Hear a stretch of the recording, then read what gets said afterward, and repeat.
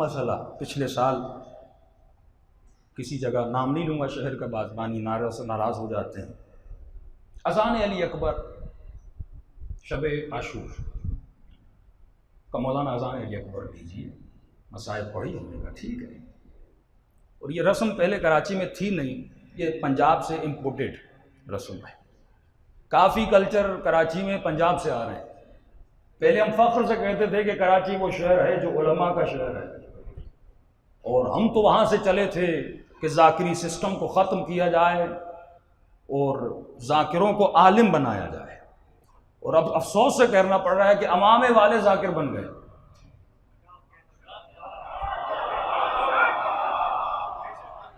وہ اردو کا مشورہ ہے کہ تربوز سے رنگ لیتا ہے، اس سے پہلے کہ تم ان کو سدھارو، اب خود جو ہیں اس کے رنگ میں رنگتے جا رہے ہیں۔ یہ 9 کی مجلس میں پڑھوں گا، پہلے پڑھ لوں گا، مسائل ہو جائیں گے۔ تو وہاں کہا کہ اذان علی اکبر دی، ایک سال ہم نے اذان دی، دوسرے سال ہم نے مسائل پڑھے، اذان دی۔ اذان جب ہم نے دی تو صبح کی اذان ہے، نام تھا جناب علی اکبر کی اذان۔ گریا ہوتا تھا کہ اکبر نے، خود کہہ رہا ہے کہ اکبر نے شب عاشور، حسین نے کہا میرے لال تیری آخری اذان بابا سننا چاہتا ہے۔ وہ جو شبیہ رسول ہے، جو آواز میں، جو شکل میں، جو صورت میں، جو چلتا تھا، لگتا تھا رسول خدا چل رہے گا، میرے لال تو اذان دے تاکہ تیری اذان سے حسین نماز پڑھے۔ یہی فلسفہ ہے نا، اذان کا فلسفہ کیا ہے کہ اذان کے بعد نماز بپا کی جائے۔ مرکزی اشرا، ہمیں علم نہیں تھا، لیکن اس سال ہم نے آنکھوں سے دیکھا، یا اذان علی اکبر ہوئی، اور اذان علی اکبر کے بعد زنجیر زنی شروع ہو گئی۔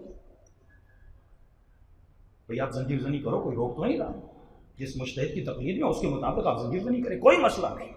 اذان علی اکبر کے فوراً بعد، جبکہ اذان جیسے ہوتی ہے شرعاً آپ سب پر نماز واجب ہے، اذان کے فوراً بعد زنجیر زنی ہو گئی۔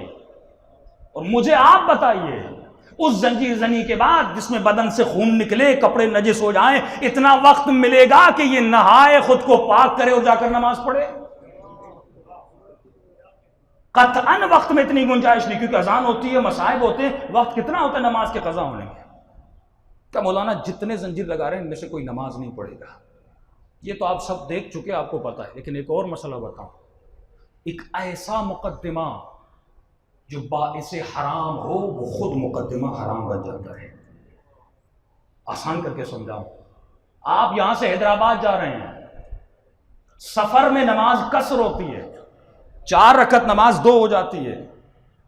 کیوں؟ خدا کہہ رہا تم سفر پہ جا رہے ہو، لیکن شرعی مسئلہ ہے۔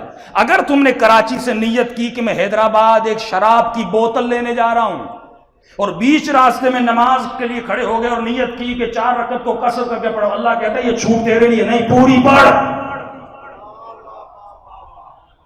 حرام سفر جب کرو گے تو نماز قصر پوری پڑھنی پڑے گی۔ اس سفر میں جو آدھی نماز کی چھوٹ ہے وہ حلال سفر کے لیے ہے، حرام سفر کے لیے نہیں ہے۔ یہ شرعی مسئلہ ہے۔ ماں نے منع کیا، باپ نے منع کیا کہ سفر پہ نہ جاؤ، بیٹا میں راضی نہیں، بیٹا بغیر باپ کی اجازت سے جا رہا ہے اور ٹیلی فون کر رہا ہے مولانا نماز قصر ہے۔ میں نے کہا اگر باپ کی اجازت ہے تو قصر ہے، نہیں تو پوری پڑھنی پڑے گی، کیونکہ سفر کا مقدمہ طے کرتا ہے کہ تم کس نیت سے نکلے ہو۔ اب ایک ایسا مقدمہ جو واجب نماز کو ترک کروائے، وہ مقدمہ بھی حرام بن جاتا ہے، چاہے کیسا بھی مقدمہ ہو۔ یہ مجلس کے لیے، بانی مجلس کے لیے، امام بارگاہ کے منتظمین کے لیے عام ہے کہ کہیں تمہاری امام بارگاہ میں ایسا فعل حرام تو نہیں ہو رہا جو لوگوں کی نماز کو قضا کروا رہا ہے۔ 2 رکعت نماز 2 منٹ کتنے مشکل ہیں، یہ اذان علی اکبر ہو جائے، یا مسجد میں چلے جاؤ، ایسے سجدہ کرو جیسے حسین نے کیا، ایسے سجدہ کرو جیسے اذان کے بعد علی اکبر نے کیا، اس کے بعد جیسی تجھے عزاداری کرنی ہے، زنجیر زنی کرنی ہے، جو بھی کرنی ہے کر ڈالو۔ لیکن شیطان کیا کر رہا ہے؟ ایک طاعت کو دوسری طاعت سے لڑا رہا ہے۔ اس کو پتا ہے اگر میں اس کو یہاں پھنساؤں گا، یہ کیونکہ علی والا ہے، یہ عزاداری کرتا ہے، یہ یا ماتم کرتا ہے، یہ یا نماز پڑھتا ہے، اب اس کو میں کسی اور جگہ پہ لڑا نہیں سکتا، اس کو لڑاؤ تو انہی معاملات میں لڑاؤ۔ معصوم فرماتے جو ان معاملات کو سمجھ جائے، فرماتے ہمارے شیعہ نحن ابناء الدلیل، علی کا شیعہ وہ ہوتا ہے جو عقل مند ہوتا ہے، جنگ صفین والوں کی طرح نادان نہیں ہوتا۔ صلوات پڑھے محمد و آل محمد۔